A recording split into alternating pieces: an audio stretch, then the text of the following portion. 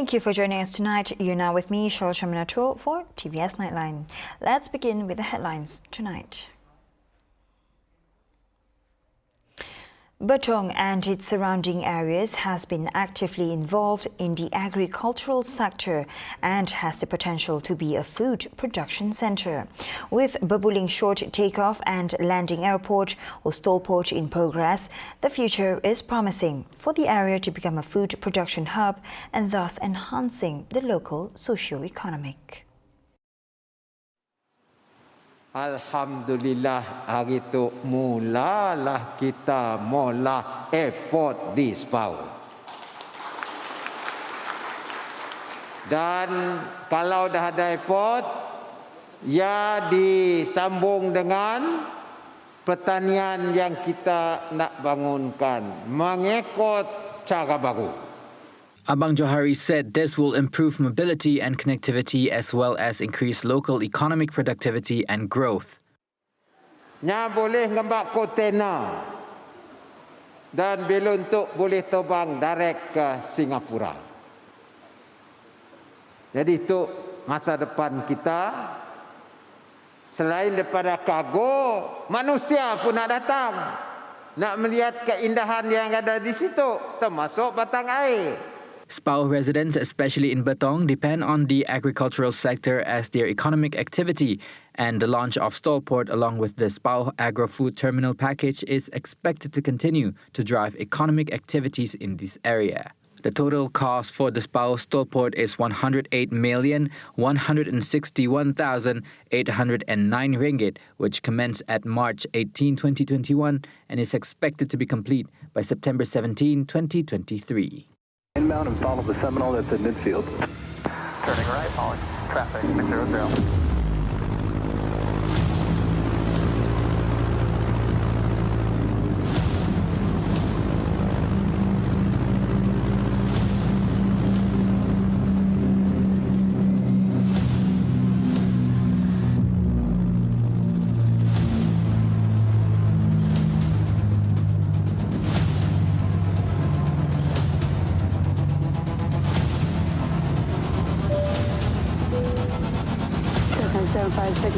Father Summer just crossed the freeway and final 27 left, cleared to land.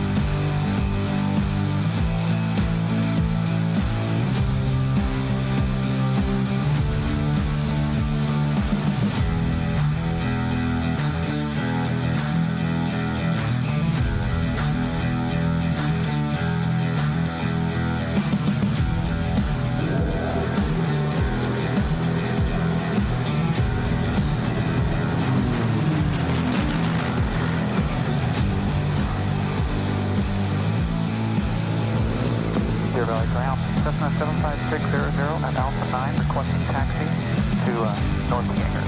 Cessna 75600 to Valley ground, taxi Alpha to North Hangar. Taxi via Alpha to North Hangar 600.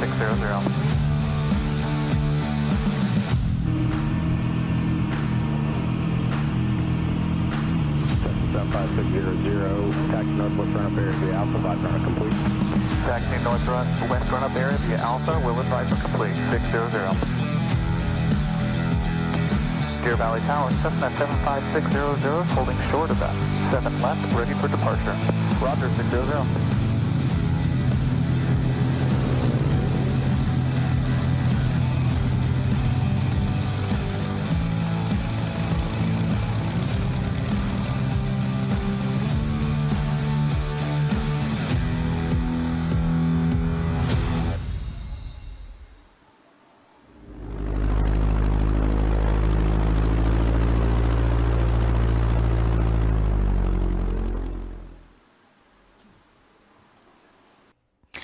Now, Boutique Airline differentiates itself from other major commercial airlines, as this niche airline often operates a smaller fleet and fly exclusive direct routes, offering customers a unique and personalized approach to air travel. Now, Sarawak continues to look ahead to the future as it mulls to tap into the aviation industry in response to the growing consumer demands and economic activity, while enhancing connectivity in this region in both business and leisure.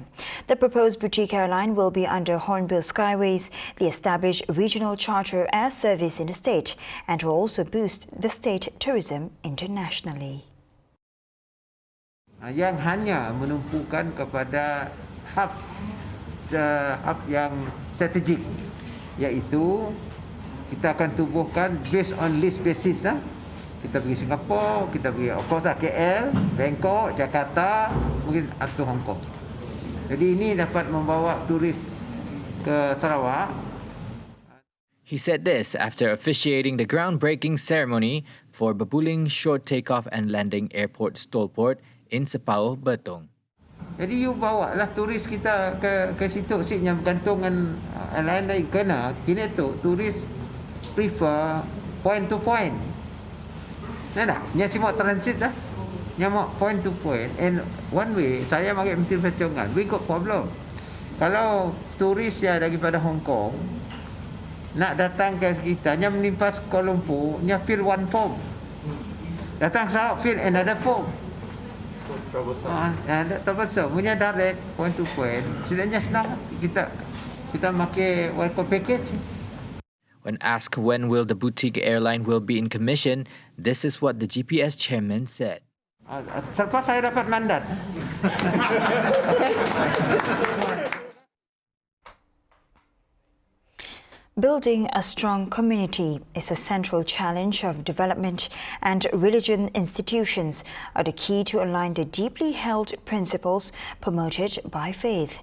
Hence, institutions such as mosques and saraos play a critical role as they help instill and inculcate values that will reflect in the accountable and transparent governance. Pengurusan kita masjid dan surau tu sebenarnya kita ingat kita pun kena orang yang diberi amanah menjaga masjid dan surau ini adalah orang yang menjaga rumah Allah. Kalaulah kita menjaga rumah Allah, tentu sekali karakter kita ya. Memang manusia ada kelemahan, memang. Setidak-tidaknya dicoba mempunyai karakter yang penuh dengan integriti, bertanggungjawab. Chief Minister Datuk Patinggi Tan Sri Abang Johari Tudopeng said this at the Mosque and Surau Leadership Integrity Seminar in Sri Aman today.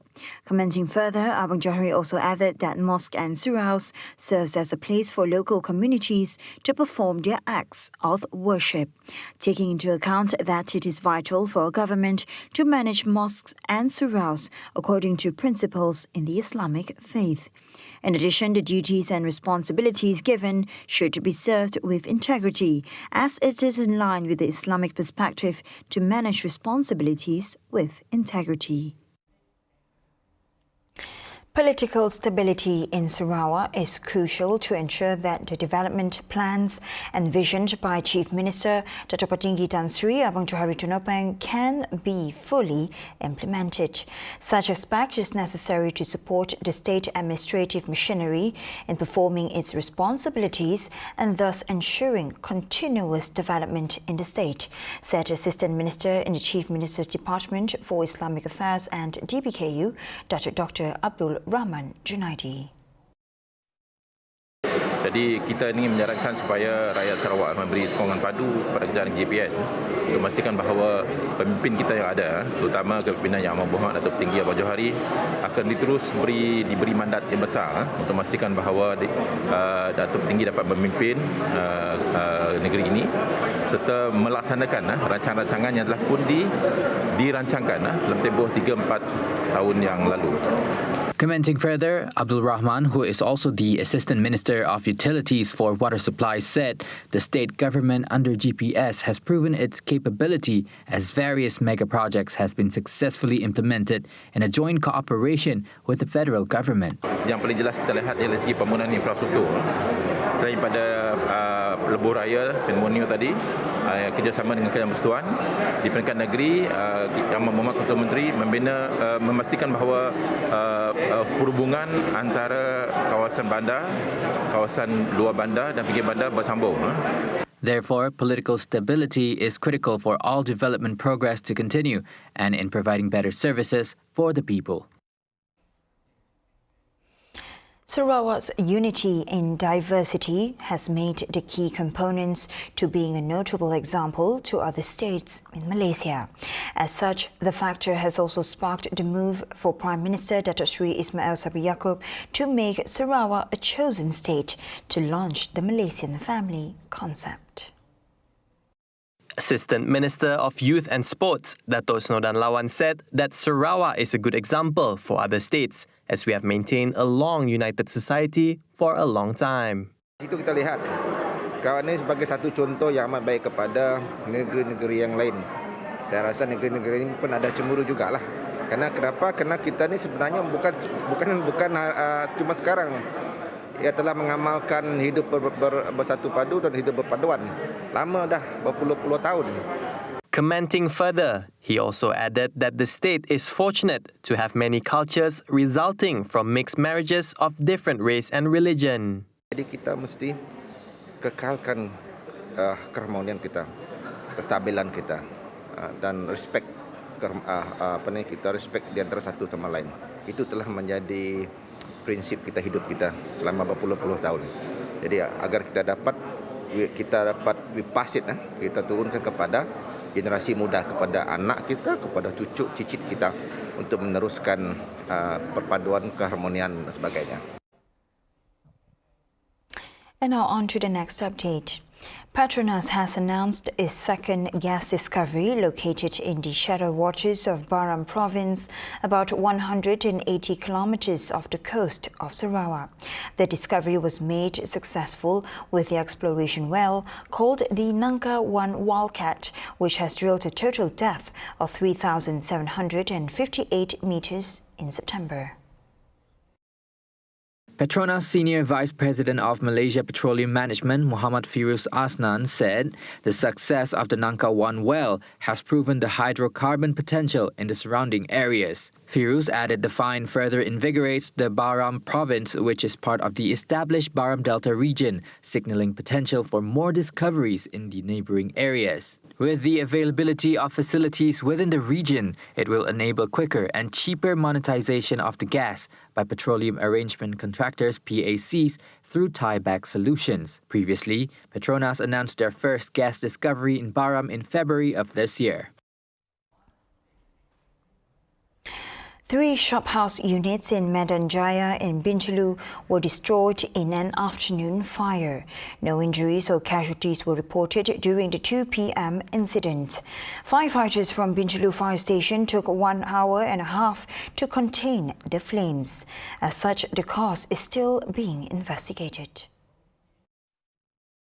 Pada tengah hari tadi, kami Bomba Bintulu telah menerima panggilan berkenaan dengan kebakaran di Medan Bintulu melibatkan bilik sewa di tingkat atas, dan bila bomba tiba di tempat kebakaran mendapati kebakaran telah merebak ke lot 2 dan lot 3 mengakibatkan kebakaran 100% di tempat tersebut, dan kekuatan anggota seramai 21 orang, dan kita juga telah menggunakan jentera FRT 2 buah dan 1 tanker untuk kerja-kerja pemadaman. The fire was doused off shortly after, and the operation ended at about 4 p.m.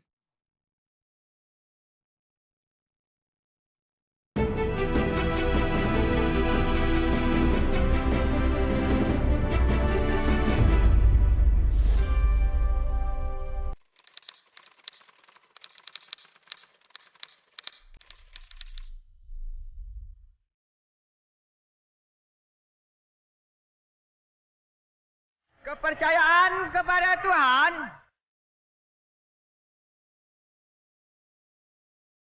kesetiaan kepada raja dan negara,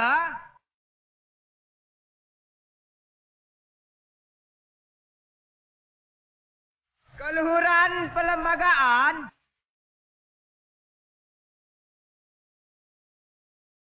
kedaulatan undang-undang,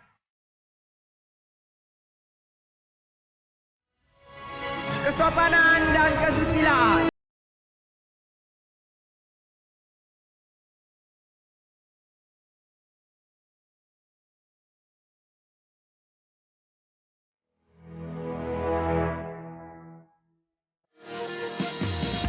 Impian kami akan tercapai lepas tu sebab kami akan bertemu dengan Puan Akmal nya ada resepi nyampun molas krem ya. Dalam segmen Round Lock kali tu, kita akan ke Lamindana Rahmukah. Kek lapis Siti Payung. Dengan cerita tidak tu dah ada empire-nya diri pun. Bersama kami Yusuf dalam rancangan Keringat Usahawan. Pilihan Raya Negeri ke-12 Sarawak, 82 kerusi Dewan Undangan Negeri Sarawak dipertandingkan. TVS membawakan data, analisis, berita dan informasi terkini tentang kesemua Dewan Undangan Negeri hanya dalam Sarawak Decides di TVS, saluran 122 Astro dan Mighty.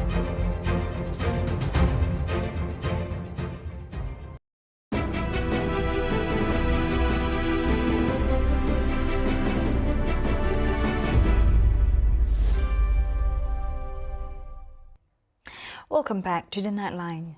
Youths who regularly pay visit to the Cebu Active Youth Space or SARAWAK'S will have more things to look forward to as it will have its own open-air cafe. Built adjacent to the SARAWAK'S, the construction of the 200,000 ringgit project is expected to be completed next year. Ini kita serah tapak kepada kontraktor untuk membina suatu open cafe di atas.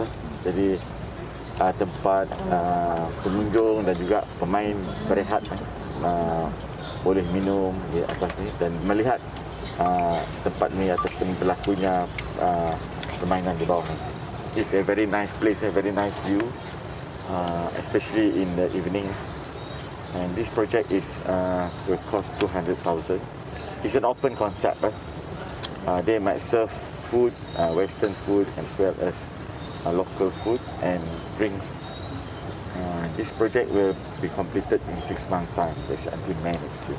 The open-air cafe will further receive more upgrading, revealed Anwar, adding that the upgrading are in the proposal stage to ensure that it has a strong pulling force to drive youth to the cafe. With this completion, it's only the proposed plan here is still a lot more, like the climbing, we'll do it. And also they call it, that one is pump cycling for the BMX. They want to do it outside. I will try to look into that proposal later. But so far, there's been a lot of people coming here to play the skateboard, BMX as well as roller. Okay? Anwar, who is also the Nangka incumbent, hopes that the cafe will create or be a platform for youths to generate income whilst attracting more patrons to SARAWAK'S. For records, SARAWAK'S was open to the public on November 13. And now on to the COVID-19 development. The COVID-19 new cases in Sarawak remain at 2 digits, with 98 cases recorded today, bringing the cumulative number in the state to 250,720. The State Disaster Management Committee, SDMC, in a statement said of the new cases, only 4 had lung infection and requiring respiratory support, while another 94 cases had mild or no symptoms. The highest number of cases was recorded in Kuching Division with 25, followed by Cebu 19, Miri 13 and Bintulu 11. Other districts recorded cases below the 10th mark. 3 more fatalities reported between 22 and 27 November 2021 were announced today involving individuals aged between 50 and 76. 2 of the cases were reported to be brought in dead cases. Meanwhile, the number of active clusters in Sarawak remains at 4, namely Putai 2 cluster in Mabong and Surai in Limbang, Jalan Sultan Tengah Rampangi and Ong Tiang Sui in Kuching. Deemed as comrades, Bersatu will be supporting Gabungan Party Sarawak or GPS in its campaigning, despite announcing that Bersatu will not interfere in the upcoming 12th Sarawak state election. Bersatu Secretary-General Datuk Seri Hamzah Zainuddin stated that there is no harm in supporting a party that is friendly to Perikatan Nasional PN, stating that both parties have been working together since PN took over the federal government. The Election Commission EC has set December 18 as the polling day for the Sarawak election and nomination day on December 6, while early voting will be held on December 14. Meanwhile, Sarawak has the option to use both English and Bahasa Malaysia as its official language as provided under the Federal Constitution. Minister in the Prime Minister's Office for Parliament and Law, Dato Sri Dr. Wan Junaidi said, under Article 161 of the Federal Constitution on additional protections for Sabah and Sarawak, it states that Sarawak has the freedom to continue using English as well as its native languages alongside Bahasa Malaysia as an official medium of communication. Wan Junaidi said as of today, Sarawak has not passed any ordinance or enactment in the Sarawak legislation to restrict or terminate the use of English as its official language, as stated in Article 161 in bracket 3 of the Federal Constitution, the Intergovernmental Committee (IGC) and the Cobalt Commission reports. He also said that Section 1 in bracket 2 of the National Language Acts 1963-67, revised 1971, provides that with regards to Sabah and Sarawak, the respective state authorities may adopt the National Language Acts by enactments of legislatures of the respective states. According to Wan Junaidi, the National Language Act states that the Malay language is the official language for all official purposes, with some limitations stated in S1 in bracket 2 with regards to the position of the national language of Sabah and Sarawak. However, Sarawak has not adopted the National Language Act as no law has been passed in the state legislature to extend the said act to Sarawak as required under Article 152, read together with Article 161 of the Federal Constitution. Therefore, it does not require Sarawak to use the national language in its official purposes, unlike other states in the Federation. On the other hand, the newly discovered COVID-19 variant, widely known as Omicron, is more probably transmissible than the Delta variant. Health Minister Khairi Jamaluddin said his ministry is aware of the dangers of the highly contagious variant, but it is not yet known how virulent the virus is. On his official Twitter page, Khairi reminded the public to increase public health intervention as well as to take the COVID-19 booster shot. Last Friday, Khairi announced that Malaysians have been banned from travelling to 7 countries, namely South Africa, Botswana, Eswatini, Lesotho, Mozambique, Namibia and Zimbabwe, following the emergence of the new COVID-19 strain. According to Khairi, the government is making an effort to improve border prevention and control procedures, especially for visitors arriving at the country's entrance points, effective tomorrow. He said 3 countries have reported Omicron-related cases so far, namely South Africa, Botswana and Hong Kong. FELDA Foundation today gained entry into the Malaysia Book of Records for its achievement and contribution as the first technical and vocational education and training or TVET institution to offer dialysis training program in Malaysia.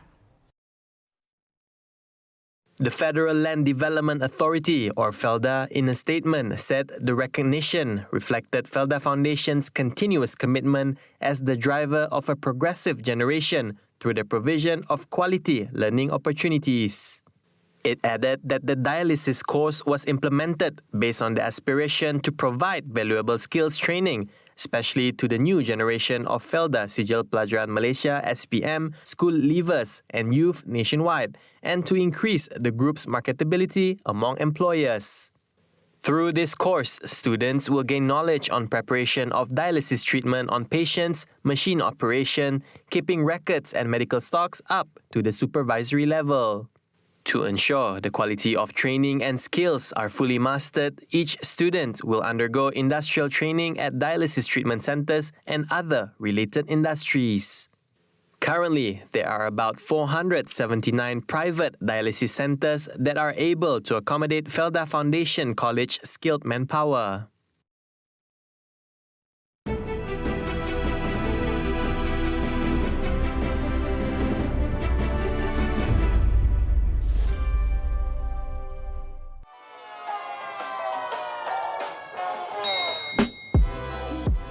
The Sarawak State Budget 2022 has just been announced, and it's time for us to chat about it in detail with policymakers and corporate leaders. Join me, Mona Abdul Manap, for the Econ Roundtable Season 2 on TVS, Channel 122 Astro and MyTV. See you at the table.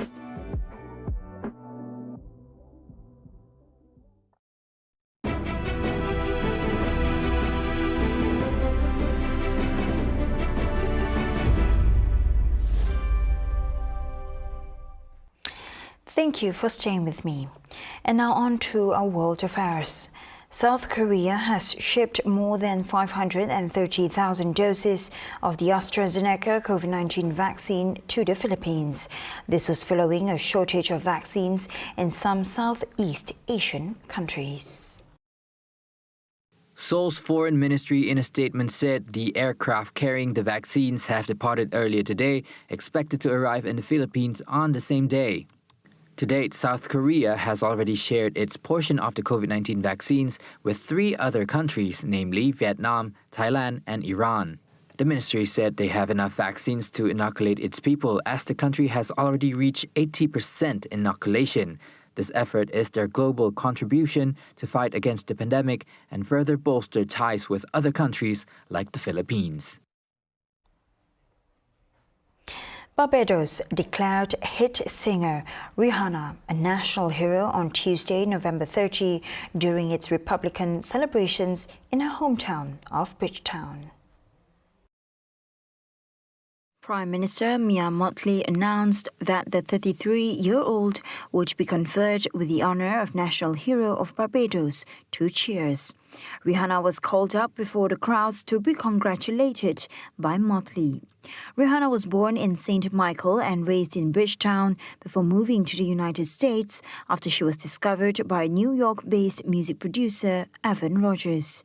She has since gone on to become one of the biggest artists in the world, as well as starring in movies including Battleship and Ocean's 8, and launching her own fashion brand Fenty in 2018.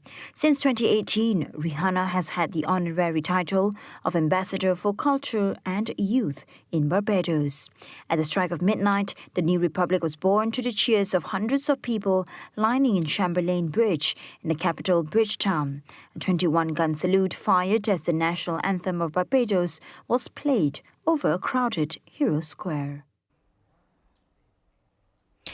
Tourists and locals, thousands of monkeys in Lopburi in central Thailand, feasted on 2 tons of fruits and vegetables on Sunday as the town's monkey festival resumed following a 2-year hiatus.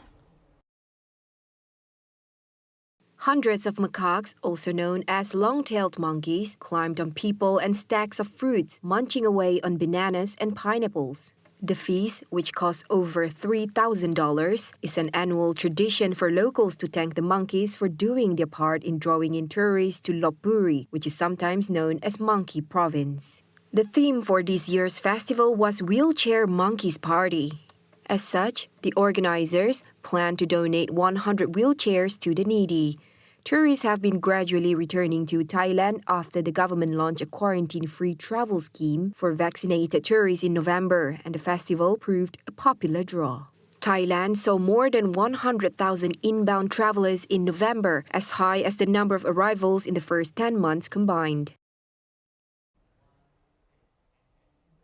And that feature concludes TVS Nightline for tonight. Here with me, Shoshamanto, and I'll see you next time. Have a good morning.